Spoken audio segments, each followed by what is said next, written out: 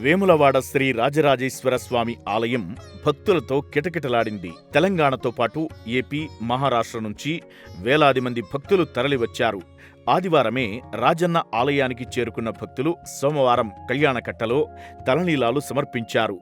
అనంతరం ధర్మగుండంలో పవిత్ర స్నానాలు చేసి స్వామివారిని దర్శించుకున్నారు. కోరిన కోర్కెలు తీరాలని కోరుకుంటూ కోడెమొక్కులు చెల్లించడంతో పాటు కుంకుమ పూజలు నిర్వహించారు. భక్తుల రద్దీ కారణంగా ప్రసాదం కౌంటర్, కోడల టికెట్ కౌంటర్లు కిక్కిరిసిపోయాయి. మరోవైపు ఆలయ స్థానాచార్యుల ఆధ్వర్యంలో స్వామివారికి మహన్యాసపూర్వక ఏకాదశ రుద్రాభిషేకం నిర్వహించారు. వేములవాడ అనుబంధమైన భీమేశ్వర ఆలయంలోనూ భక్తుల రద్దీ కనిపించింది.